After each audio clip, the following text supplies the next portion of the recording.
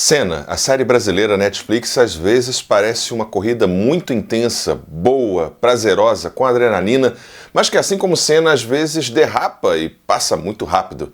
Mas no final das contas, é sim, bem boa. Fala aí pessoal, Tulodoxia, tudo tranquilo, tudo beleza? Eu sou o Thiago Ribarne e você está no Tulodoxia para o bate-papo, uma resenha com spoiler sobre Senna na Netflix. Simbora! You're a three-time world champion. If you can't stop, you better have a good reason. Hoje o Brasil todo estava na pista comigo.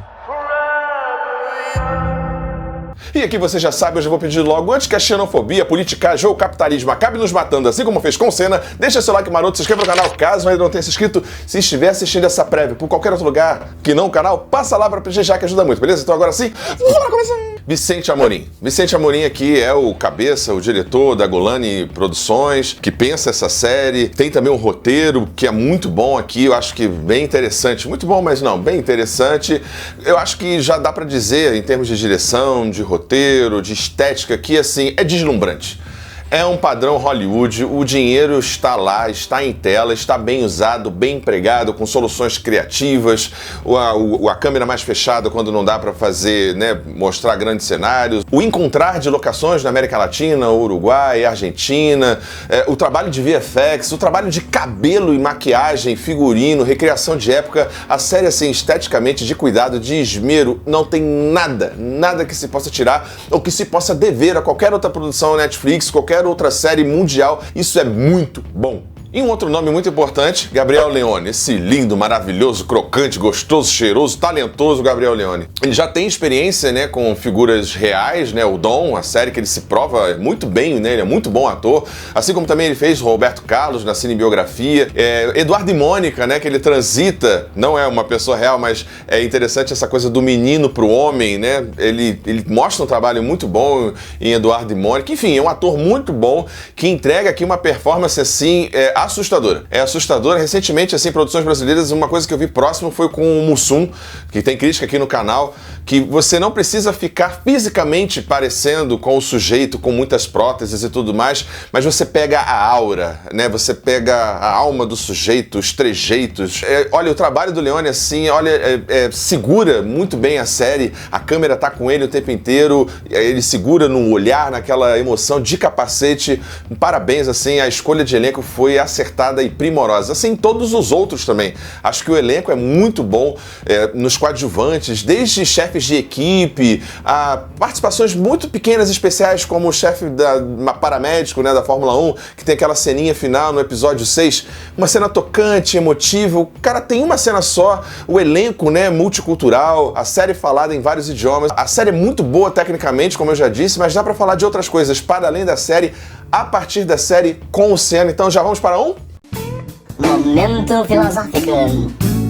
Pulsão de morte. Freud. Já chamo Freud aqui para nossa conversa, porque eu acho que é talvez o conceito, a ideia mais interessante assim, né? Lacan vai dizer, continuando os estudos de Freud, né, que só há de fato uma verdadeira pulsão, que é a pulsão de morte. A pulsão de morte, ela é também criadora, né? É na busca pelo zero de vontade, é na busca pelo limite, por estar à beira do abismo, perto da morte, que você se apaixona pela vida, que você se sente vivo. Agora eu tenho uma motinha que chega a 120 km por hora, velocidade de um kart, e dá para sentir como é bom a sensação de velocidade, a sensação de controle, de você sentir. O Senna mesmo fala sobre essa questão da adrenalina, da emoção, dessa coisa do medo, da morte, em uma entrevista que tem lá no canal do Galvão. Dá só uma olhada nesse trechinho aí. Eu só conheço um jeito de guiar e é esse mesmo, e não vou mudar, porque é aquilo que eu estava dizendo. Se eu deixar de ser quem eu sou, eu não vou ser ninguém.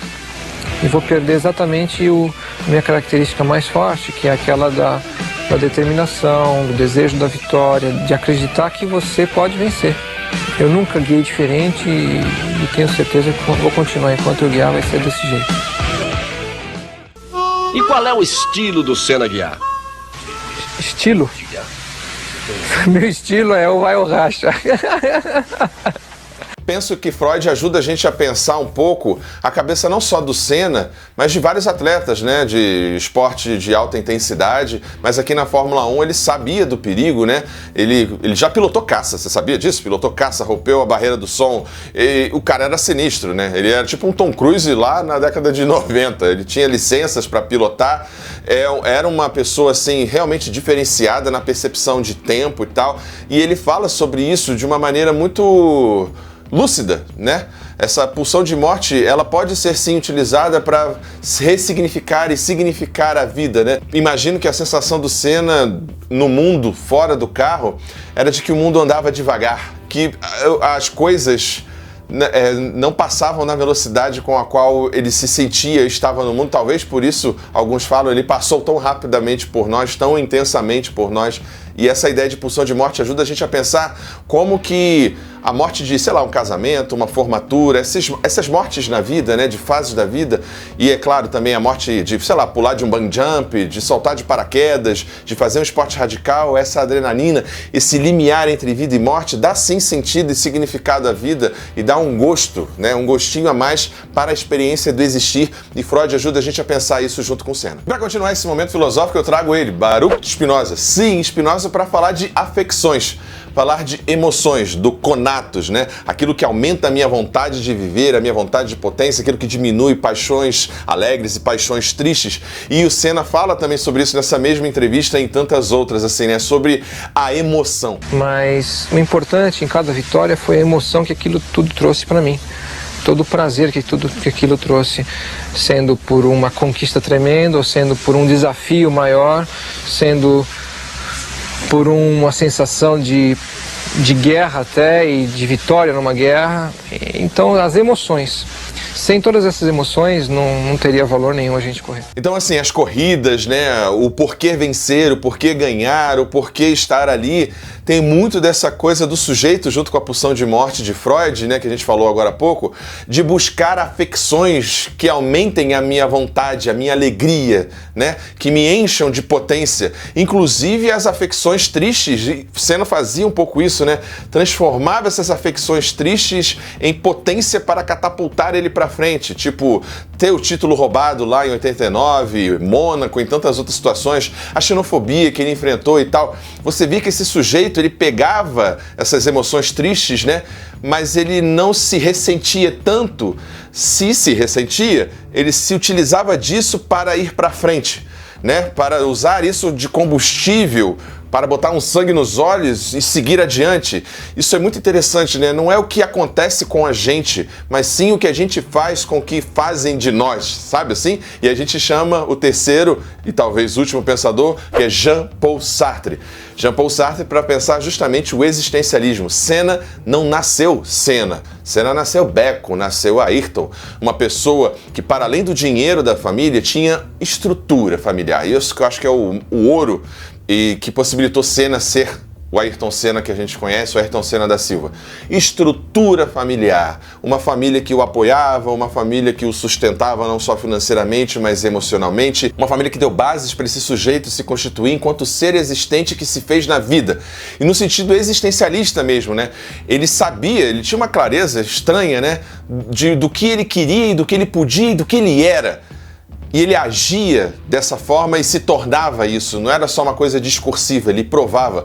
Tem um fato curioso que, salvo engano, em 86, o Galvão fala isso, né, nesse doc lá da década de 90, que... dá só uma olhada. Você sabia que em 86 Ayrton Senna discordou de algumas indicações dos computadores da Lotus? O engenheiro-chefe da equipe Steve Hallam resolveu dar ouvidos a Senna e refez as medições. Senna estava com a razão. Olha só que sujeito diferenciado, né? Corrigiu o computador lá de 86 porque ele sentia. Era uma antena, né? Uma percepção muito interessante. E o existencialismo de Sartre ajuda a gente a pensar essa noção de que nós não nascemos prontos, não há nada que nos defina. A gente se faz e se constitui no mundo a partir da nossa existência. E aí sim, o último filósofo, Friedrich Nietzsche. chama o Friedrich Nietzsche para pensar essa ideia do super-homem, né? Que o Senna tem essa aura, sobretudo pós-morte, como muitos, acontece com todos nós quase.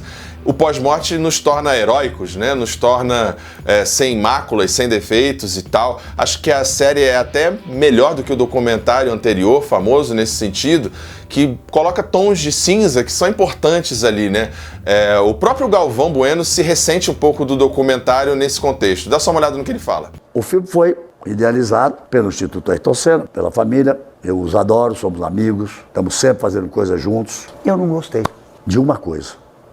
O filme muito bem feito, muito bacana, emocionante. Ali estava um Ayrton Senna, um santo, um cara bonzinho demais. E um grande campeão, como ele mesmo disse, na curva só tem lugar para um, esse um sou eu. Ninguém é bonzinho na pista, não. Farinha pouca, meu pirão primeiro. Então ali fizeram como se fosse uma coisa assim. Então não tem essa coisa de branco e preto, né, bom e mal, não tem bom mocismo. Senna sim era arrogante, era petulante, tinha que ter o narcisismo, tinha que ser egocêntrico, tudo na medida, eventualmente fora da medida, e tá tudo bem, tá tudo certo, mas em Nietzsche a gente consegue pensar essa ideia desse super-homem, desse Übermensch, desse além-homem. Eu acho que Senna se enquadra um pouco nessa categoria, porque ele é um sujeito que afirmava a sua vontade de poder, a sua vontade de potência, para além das adversidades, eventualmente dobrando as adversidades para se fazer presente, para provar o seu ponto. Era um sujeito de brios, um sujeito de caráter, um sujeito determinado, que eventualmente até transvalorava os valores da época, no sentido, por exemplo, do código, né? Da ideia de, não pode ultrapassar aqui, não pode bater aqui e tal. E ele dá o troco em Prost nos anos seguintes, justamente usando a regra que acabara de ser mudada, que tinha prejudicado ele anteriormente. Então ele tinha essa coisa do jogar sujo também, e isso é uma certa transvaloração dos valores morais e, ao mesmo tempo, uma coisa darwiniana de que não tinha como sobreviver se não fosse assim. Mas bora lá voltar pra resenha. A série Senna da Netflix dá orgulho, é uma coisa assim, uma produção muito boa. Se fosse qualquer outro ator, no caso do Gabriel Leone, em outra série biográfica na Europa, nos Estados Unidos, já estaria indicado a Emmy, etc. O trabalho que ele faz é assombroso, mas como é brasileiro, assim como Senna, vai passar batido esse tópico da xenofobia. Acho legal que já fica claro no segundo episódio, né, como Senna teve que lutar como latino, como brasileiro, contra essa coisa europeia, etnocêntrica, e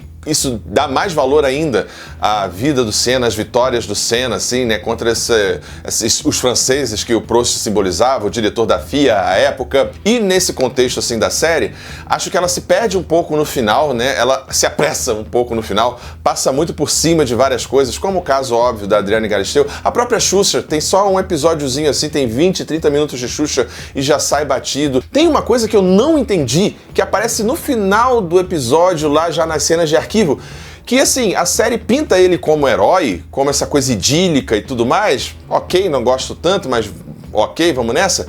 Mas tem uma passagem que o Senna realmente salva uma pessoa, salva um piloto.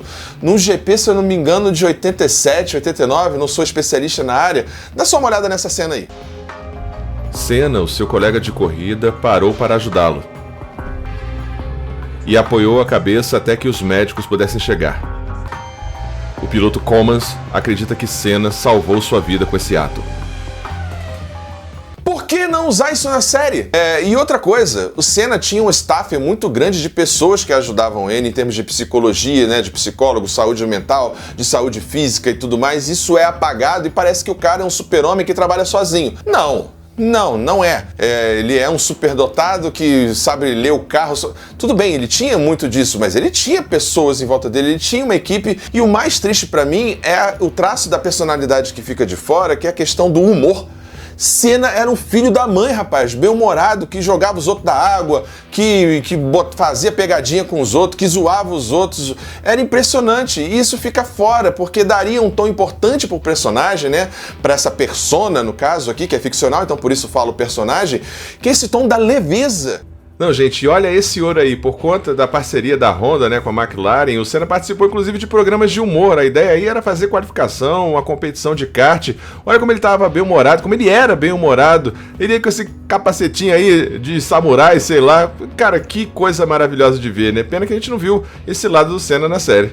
Então assim, é uma boa série que complementa bem o documentário anterior, dá tons de cinza, mas passa batido por algumas questões. O final é bastante acelerado e dá uma experiência final agridoce, mas é sim um produto muito bom que dá orgulho de ser brasileiro e dá orgulho de pertencer a esse ambiente de séries e tudo mais. A gente entregou uma série muito boa, assim como, é claro, o orgulho de ser brasileiro que é dado e foi dado por Senna. E falando em legado, o legado do Senna não é o Instituto Ayrton Senna, não é. O Instituto Ayrton Senna não faz uma escola, não deu um uniforme, um giz, um nada. O Instituto Ayrton Senna não é filantropia, não fica ajudando crianças como um Criança Esperança, não. O Instituto Ayrton Senna vende metodologia de ensino com secretarias de educação, metodologia às vezes questionada. Inclusive o Instituto Ayrton Senna / Família Senna quase emplacou o ministro da Educação no governo Bolsonaro. Então assim, o legado do Senna é um legado de segurança. Além da paixão pelo automobilismo e tudo mais, é segurança nas pistas. Teve que o Senna morrer para muita coisa mudar e de lá para cá ter praticamente zero, se não zero morte de pilotos na Fórmula 1. Então essa coisa da família também é um negócio assim complicado. Bom, então por isso tudo, a minha nota para a minissérie Senna na Netflix é nota 8.2, uma excelente série que peca um pouco ali nessa coisa idílica, heróica, não passa por todas as fases, passa um pouco o pano, mas tecnicamente, áudio, tudo é muito bom e dá orgulho de ver esse produto produzido pelos brasileiros na Netflix. É isso, pessoal. Espero que você tenha gostado desse bate-papo. Não esquece de deixar seu like, se inscrever no canal caso ainda não tenha se inscrito e até a próxima, pessoal. Tchau, tchau. Valeu! Ajude o Filodoxia a continuar crescendo. Essa é a nossa chave Pix. Considere o clube de membros e muito obrigado por apoiar o canal. Sem você, ele não seria possível. Muito obrigado sempre.